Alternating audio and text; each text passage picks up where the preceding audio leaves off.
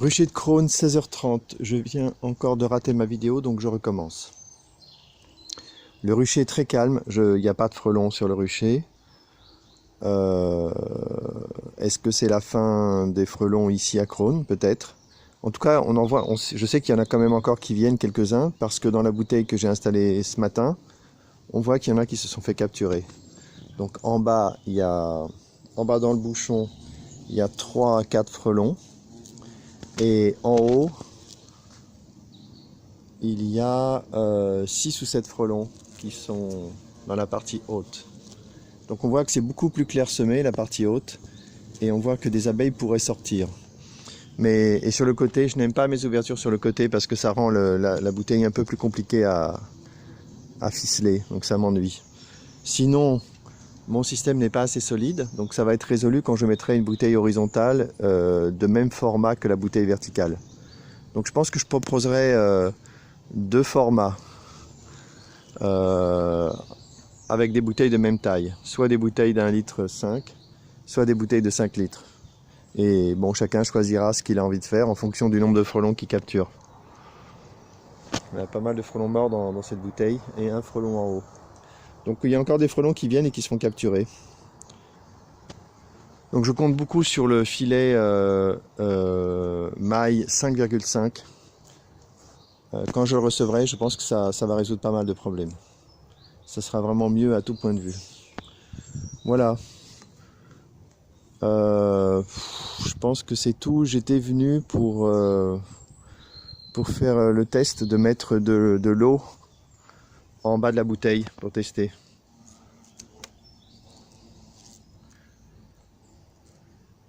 Mais je sais pas si je vais le faire maintenant. J'hésite parce que les frelons ils sont en haut, hein.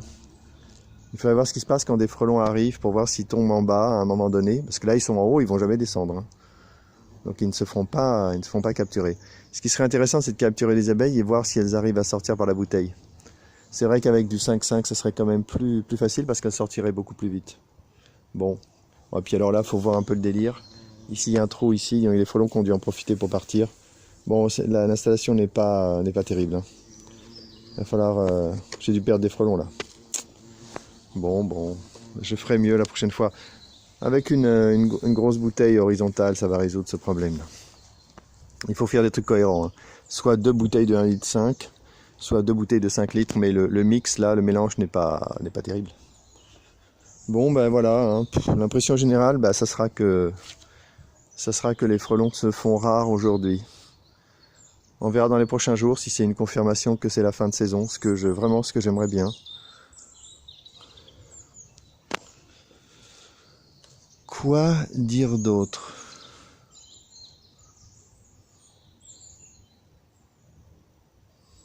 Un frelon se pointe derrière les ruches, peut-être l'observer, peut-être voir ce qu'il fait. Voilà, il est là.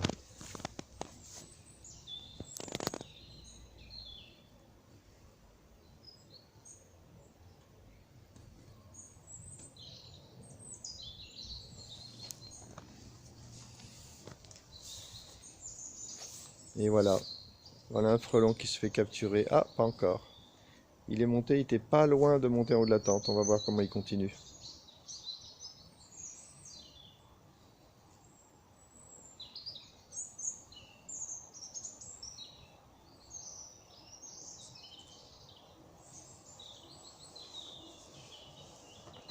J'ai vu des trucs intéressants, hein, des vidéos intéressantes. Alors moi je m'abonne à tout ce qui est apiculture et de temps en temps on voit passer des trucs intéressants. Il y a Fernando qui a repris du service, il a fait une vidéo assez intéressante où il parle assez longuement, assez lentement et calmement. Voilà, le frelon est monté en haut. Ah, ça suffit le frelon. C'est pas ce qu'il veut ce frelon. Il monte, il descend. Ouais, non, il n'est pas encore captif. Je vais attendre un peu. Ah, là, peut-être dans cette tente, ça a capturé plus. Donc, Fernando d'Espagne, avec un accent fabuleux,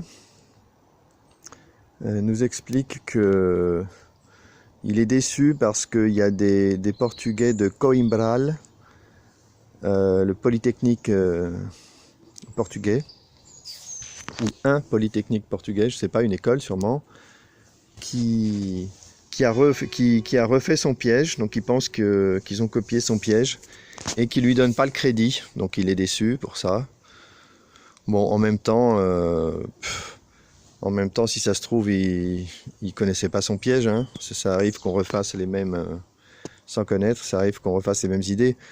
Et puis en plus, ce qui est gênant, c'est que Fernando n'a toujours pas compris que son piège ne fonctionne pas. C'est quand même un peu dommage. Donc le piège des Portugais ne fonctionne pas non plus, hein. C'est tellement évident, c'est un piège qui va capturer des frelons quand ils essaient de rentrer dans la ruche le matin ou le soir, ou en novembre. Et voilà, ça sert à rien. Bon. Et sinon, beaucoup plus intéressant, il décourage tous les apiculteurs de sa région.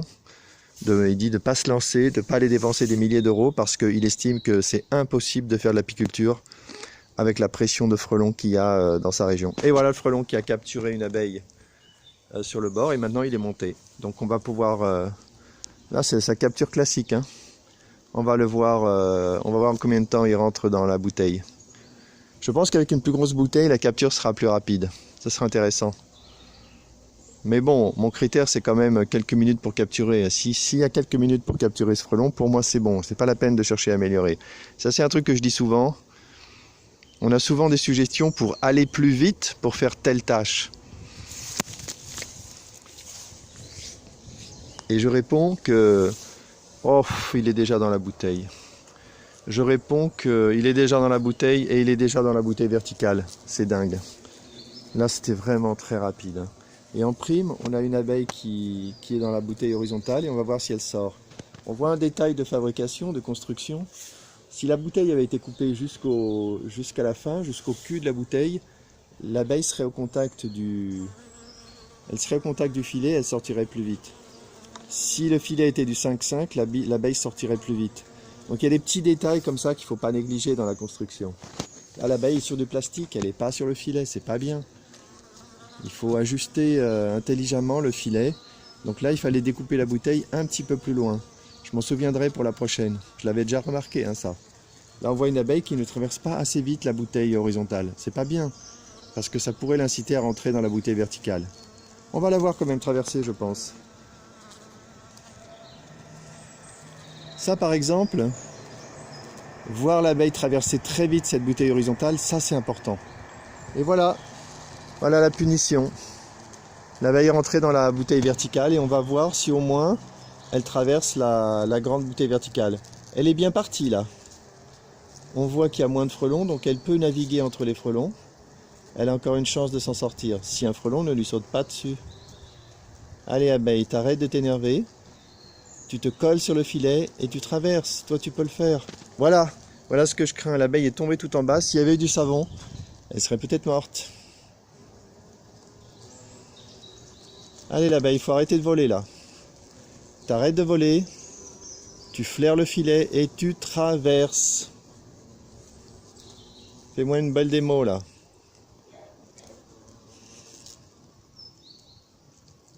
Bon, ça vraiment, ça plaide pour le 5,5. Hein. Le 5,5, bon, c'est validé. Hein. J'attends que mon fabricant me le fabrique. Et puis voilà, j'en achèterai la quantité qu'il faut. Et pour l'année prochaine, on sera blindé. Allez, allez petite abeille, tu te reposes, ça c'est bien. Pas de panique. En bas, là, un frelon. Un frelon posé sur le filet, je ne sais pas ce que c'est. C'est pas un frelon qui vient d'arriver, je pense. Elle est où l'abeille? Oh là là. Je pense que si on avait un maillage 5,5, elle aurait déjà traversé, sûrement. Ça peut que aider. Elle hésite beaucoup trop, là. C'est pas bien, ça.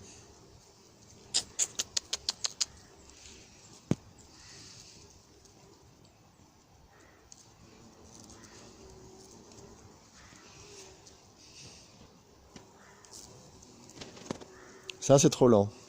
C'est beaucoup trop lent. L'abeille hésite beaucoup trop à traverser. Elle passe au milieu des frelons. Bon, heureusement qu'ils sont pas très en mode chasse. Hein.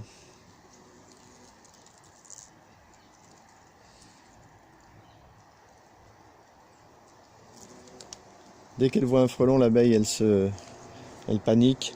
Elle serait tombée en bas, elle aurait touché elle aurait touché du savon là, elle serait déjà morte.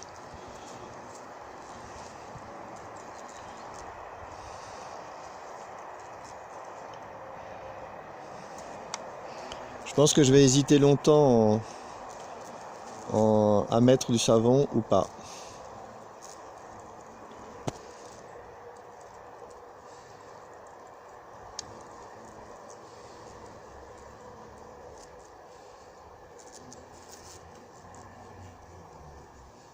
Eh oui, quand même, allez, traverse. Voilà, voilà, elle a traversé. Voilà, l'abeille s'est sauvé la vie grâce au filet et à la grande bouteille qui lui laissait accéder au filet. Voilà, ça c'est positif.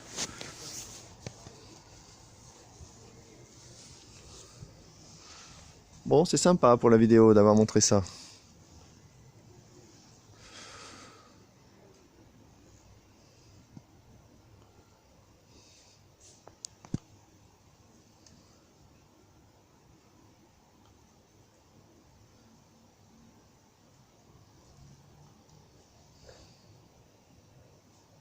Un frelon qui vient d'arriver.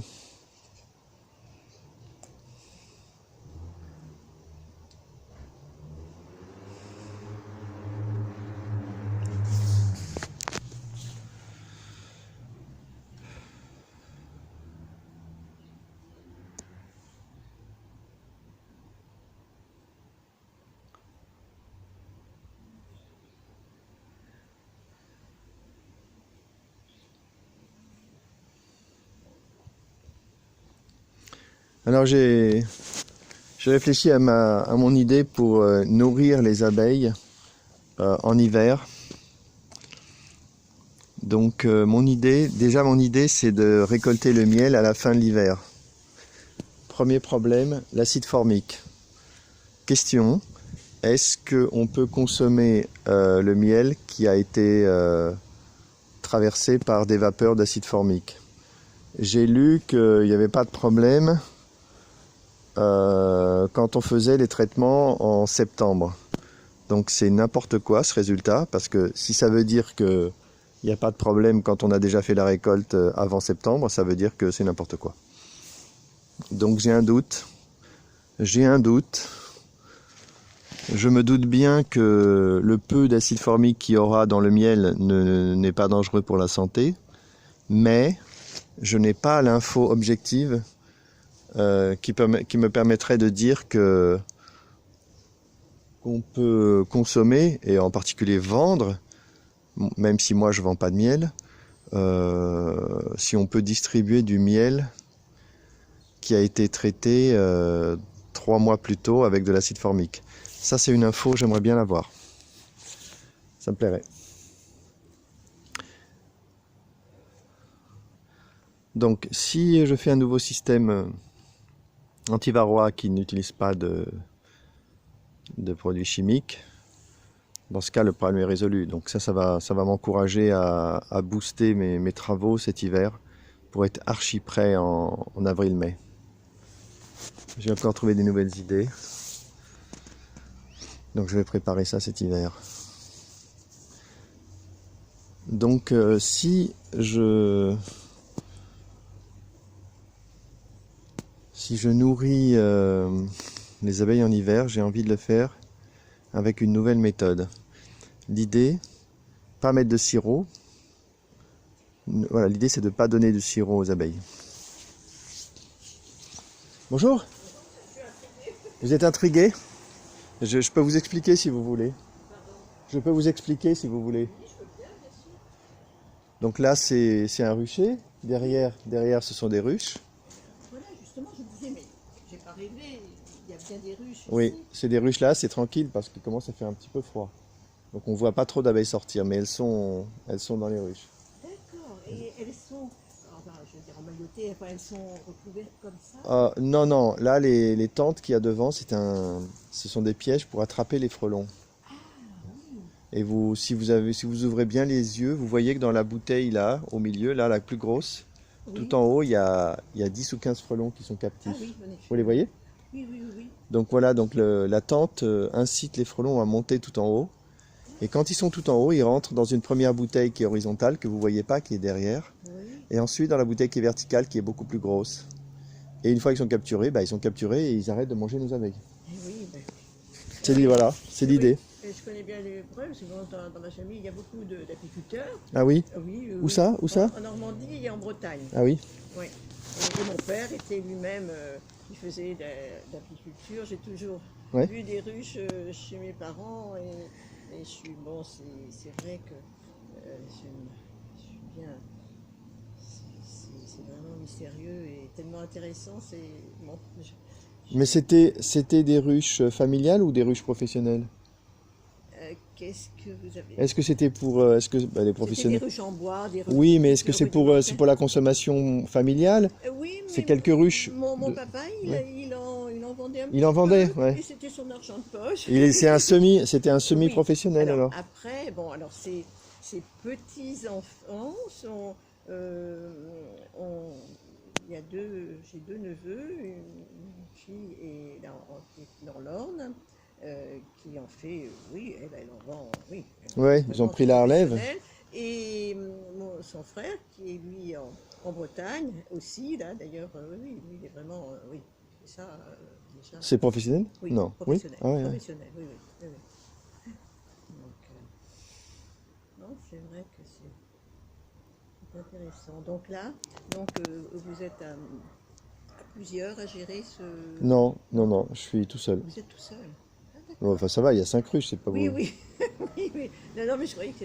Il me semble que j'avais lu sur le journal de Crône que... voilà, je pensais qu'il y avait plusieurs personnes. Non, non, non. Non, il se peut qu'il y a un autre rucher qui est tout en haut de Crône. Ah oui, C'est peut-être de ça que vous avez entendu alors, parler. peut-être, oui, j'y suis allée quelques fois. Et là, ils sont plus nombreux. Ah oui, j'ai pas vu le rocher, mais ils font du maraîchage. Ouais, Et donc, mercredi après-midi, d'ailleurs, on peut y aller, même si on ne prend pas le panier, ouais, d'accord. panier gourmand. Et ça doit être par là, je pense. Oui. Ouais, c'est de ça qu'ils devaient parler. Ah oui, d'accord. Mais là, donc, c'est vous qui gérez Ouais, les cinq. mais je gère très peu, je les laisse tranquilles. Oui, bah, oui, oui, oui, oui, oui. Donc, vous faites aussi de récoltes.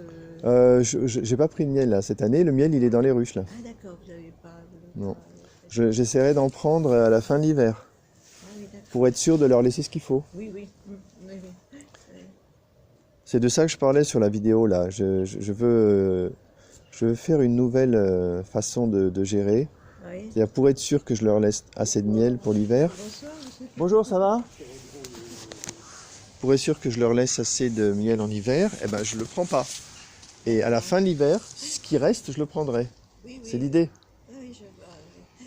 C'est mon idée. Je vais tester ça. En fait, j'ai inventé cette idée, mais ça se pratique.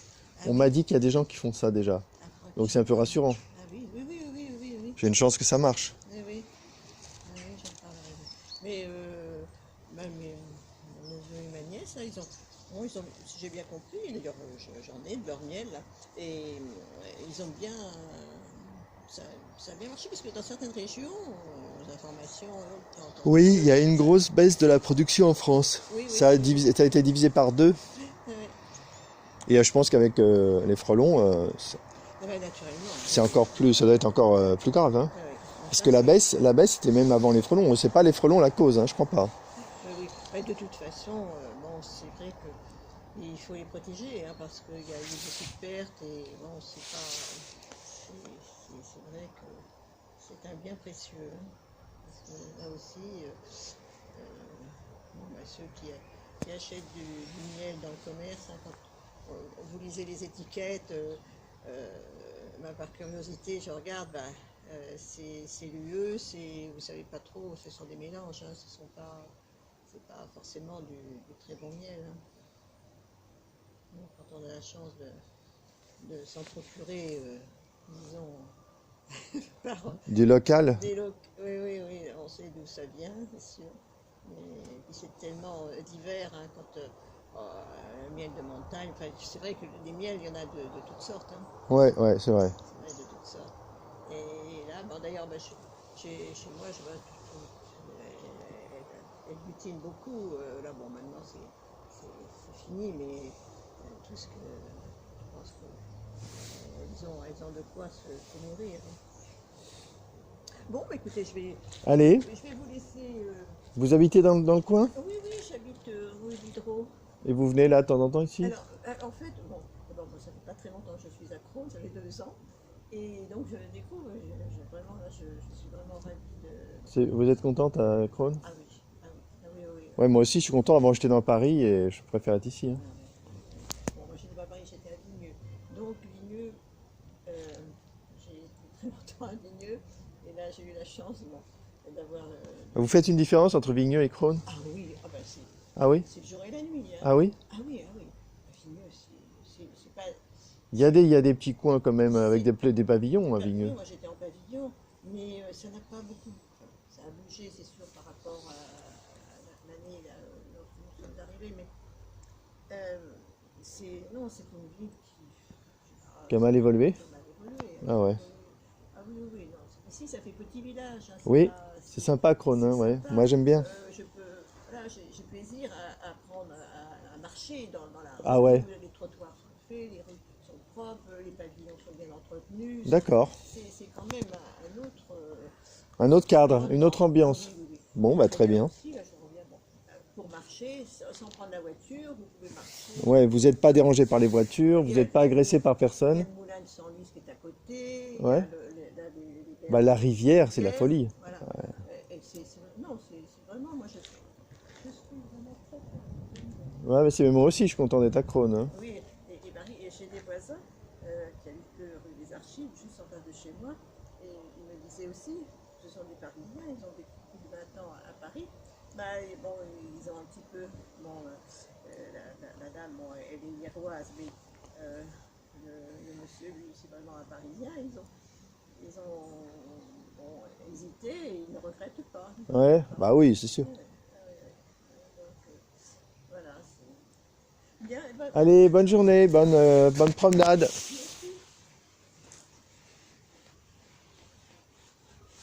Donc je disais que je veux pas nourrir les abeilles avec du sirop parce que sinon ça va gâter le miel. Elles vont le stocker et le miel sera du miel de sucre. Donc ça pose un problème. Donc si jamais il y a besoin de les nourrir, je pensais faire un nouveau système avec du candy stocké dans des tubes et enfoncé à l'endroit de la grappe pour être sûr qu'elles y ont accès. Ça me paraît une super idée parce qu'en plus on n'aurait même pas besoin d'ouvrir la ruche, il suffirait de faire des trous dans le couvre-cadre pour enfoncer les tubes avec le sucre. Pour savoir si elles ont mangé le sucre, ben, on ouvre le toit, on retire le tube, on regarde s'il n'y a plus de sucre dedans. S'il n'y en a plus, on met un autre tube avec du sucre. Et au fur et à mesure, comme ça, on s'assure qu'elles ont toujours de quoi manger. Et on s'assure qu'elles ont accès surtout à la nourriture. Parce qu'on met le tube en plein milieu de la grappe. Je trouve que c'est une bonne idée. Donc je vais essayer de tester ça. J'ai nourri aucune colonie. En fait, c'est simple, j'ai rien fait. Donc cet hiver, je vais tester cette technique. En plus, c'est facile à tester. Si je prends un tube en plastique, hein, un tube PVC, si je le remplis de candy et que je le mets à peu près à l'endroit, au milieu de la grappe, si je reviens une semaine après et que tout est vide, bah ça veut dire qu'elles l'ont mangé, ça veut dire qu'elles en ont besoin, que je peux continuer. Je peux continuer à le faire, voilà. Bon, moi je pense que je peux arrêter la vidéo, je vais retourner bosser un peu et on verra pour la suite. Allez, fin de la vidéo.